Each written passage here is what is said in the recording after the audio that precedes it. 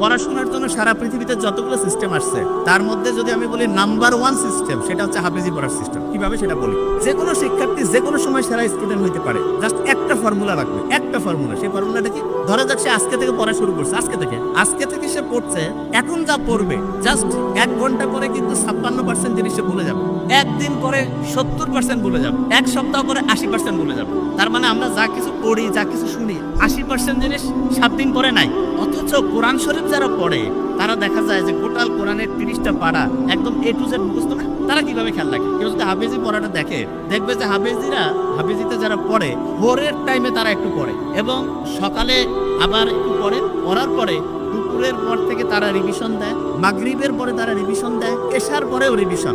সারাদিনে যে টাইমটা তারা পড়ে ক্যালকুলেশন করলে দেখা যাবে 70% থেকে 80% টাইম তারা রিভিশন দেয়, 70 থেকে 80% টাইম তারা শুধু রিভিশন দেয়। এবং ইন্টারন্যাশনালি বলতেছে যে একটা স্টুডেন্ট অসাধারণ হবে যদি সে দৈনিক যে পরিমাণ টাইম পড়ে তার 70% টাইম সে যদি রেগুলার রিভিশন দেয় তাহলে সে অসাধারণ স্টুডেন্ট হবে। এবং একটা স্টুডেন্ট যখন হচ্ছে যে হাফেজি পড়ে তখন তার ব্রেইনের মধ্যে কিন্তু একটা আলফা ওয়েভ তৈরি হয়, আলফা ওয়েভ। এবং এই ওয়েভটা এমন, একটা পৃষ্ঠা পড়তে লাগতেছে ধরলাম যে 10 মিনিট।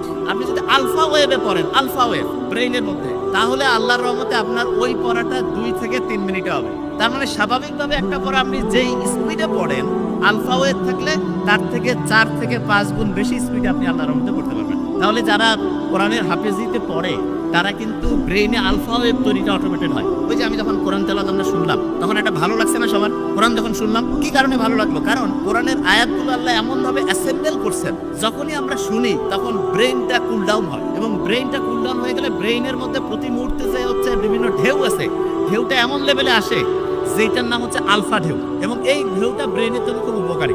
দেখেন সায়েন্স যে আবিষ্কার হচ্ছে, আপনারা দেখবেন কোরআনে একটা আয়াত আছে যে উটকে আমি কেমনে বানাইছি, এটা কি তোমরা দেখবা না? উট কিছুদিন আগে আবিষ্কার হইলো যে উটের যে চোখের পানি আছে না, এই চোখের পানির মধ্যে এমন এক রকমের মেডিসিন আছে যেটা প্রায় 30 রকম